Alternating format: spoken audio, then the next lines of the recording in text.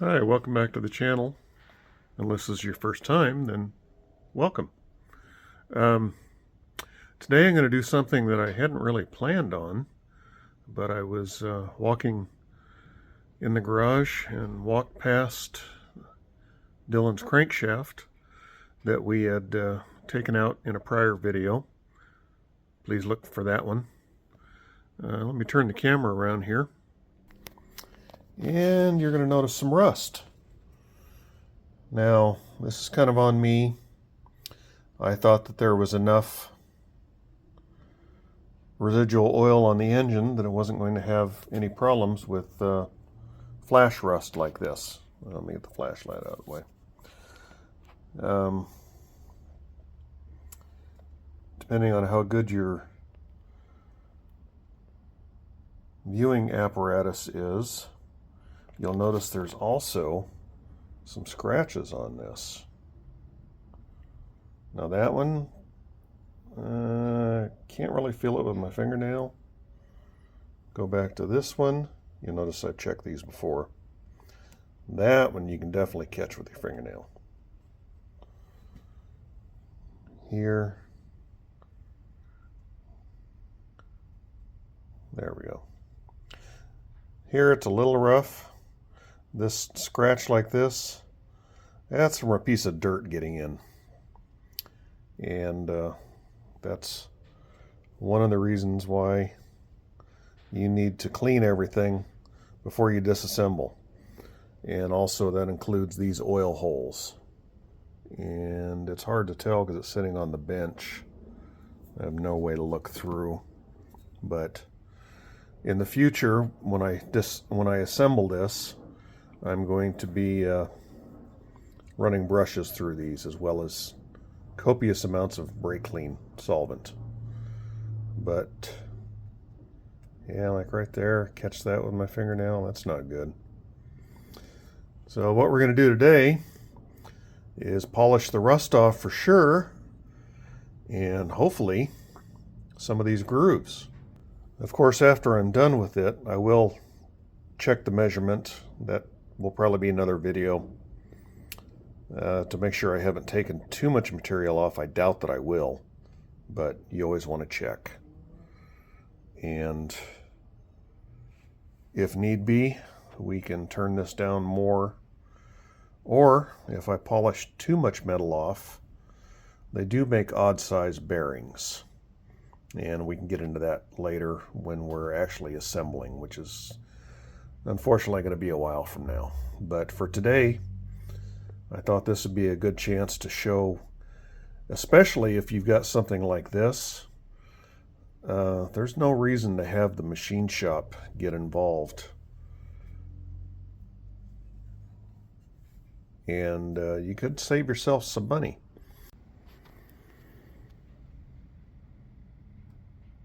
Okay, here's what I ended up with. And I'm starting with 400 grit sandpaper. Use wet and dry, even though we're going to be sanding it dry. I did have WD-40 on this, but I wiped it off so that we can do the rest, and I'll be taking care of that also. That's where the balancer slides on too. We want to make sure that's not rusted up. But anyway, through trial and error, I ended up with an inch wide, and I couldn't tell you how long because it really doesn't matter anyway. You're going to have to test fit it to every journal. So buy plenty of sandpaper. I've got the scraps around here to prove it. It took me a couple of tries to get to this. And I'll show this putting it on one-handed, but I'm going to have to mount the camera to show the actual polishing. You can't do that two-handed or one-handed. But you use an old shoelace. I think in this case, this was off of an old hoodie, but you want to wrap it. Sorry for the camera work. Again, trying to do this one-handed.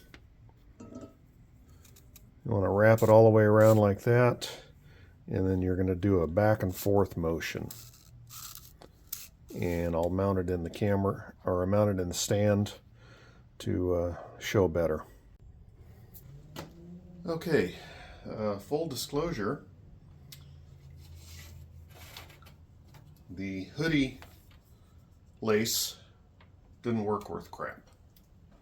So what I had to do was procure actual leather laces, and the full disclosure part is I've actually tried this beforehand because I didn't want to look like too much of an idiot and waste your time.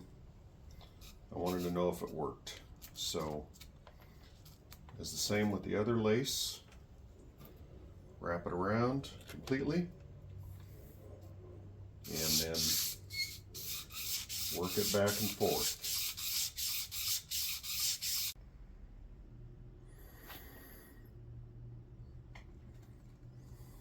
See if I can get it to focus. And you can see it's scratched, but it's scratched evenly. Nothing catches on the fingernail, so we'll be able to polish all that out. That's with 400 grit sandpaper. And I'll see if I can show you another before. And maybe one of these too. Not doing so well. Let's see if we can find another one.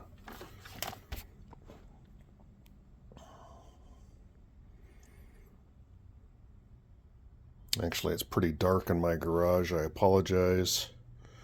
I've done what I can for secondary lighting, but it's not all that good. You'll just have to trust me. Yeah, you can feel that with your fingernail. It doesn't really catch, but it's a roughness. And that journal actually feels pretty good, but there's a little bit of rust on it, so we'll polish that off.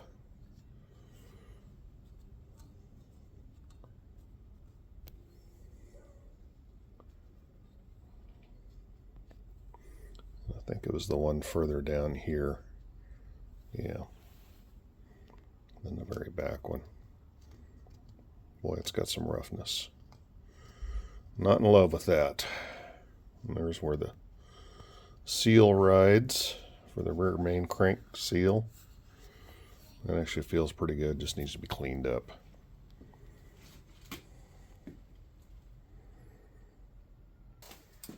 All I'm worried about mainly is getting the rust off and any roughness. I'm not too worried about making this look like a show quality piece.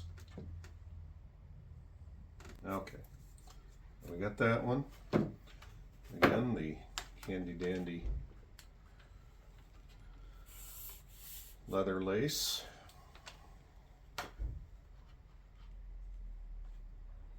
Wrap it around minimum of one time.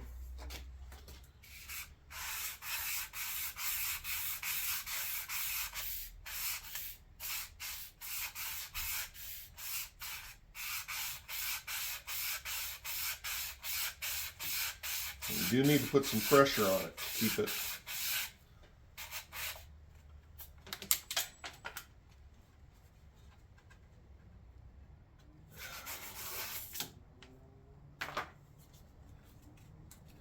Unfortunately, you can't really get a feel for when it's correct. You just need to take the paper off and check. And in this case, you'll just have to trust me. I'm not going to keep taking the camera on and off. The roughness is gone. So hopefully this should go pretty quick.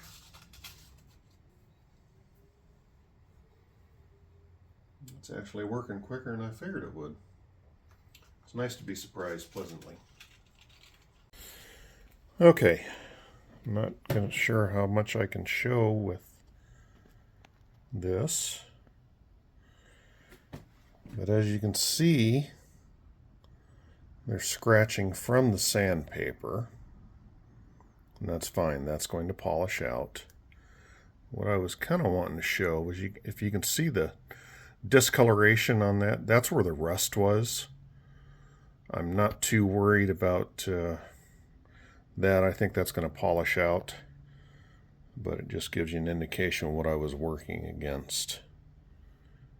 And again, that looks really good. I might hit that with, I'm going to at least go 600 grit and maybe some 1000 grit. I'm not sure yet. Anyway, I'm going to go ahead and shut the camera off. You saw what I had to do, and I'm going to turn it back on to show you what the finished product looks like once I'm all done. Okay, here is the crankshaft after a round with the 600 grit paper, and I even went and cleaned off the snout, and you can see a little divot there. I think it happened probably when one of the balancers was installed at one time. Who knows how many times a balancer's been on and off this crank, but it's nothing that'll hurt it. But if we go through here, things are looking pretty good. No roughness.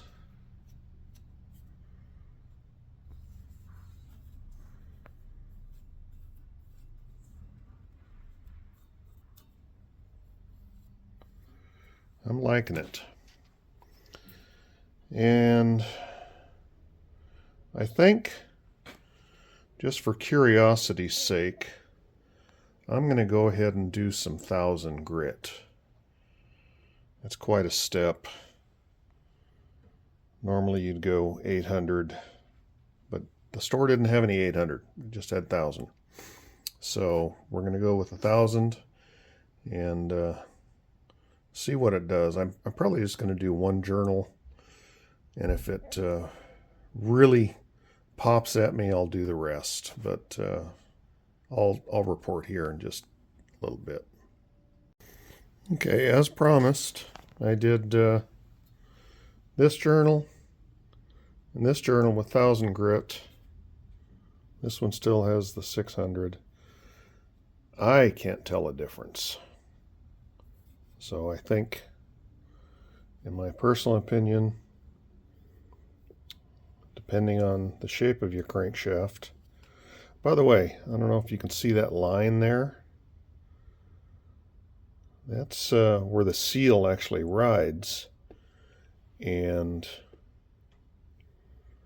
a lot of and there, I can't catch my finger or anything, so there's no groove, but there is a discoloration. If you don't change your oil enough, grit will eventually make its way into the seal and start wearing it down. Then the seal will no longer work. Just a side tip. But the rest of these, I don't feel any roughness, and I can't tell any difference side by side between the feel. So, in my personal opinion, most people would probably be wasting their time going to 1000 grit. If you wish to, feel free. I'm not going to stop you, but I've got it to where the bearing surfaces are rust-free and free of any deep scratches. So I'm happy.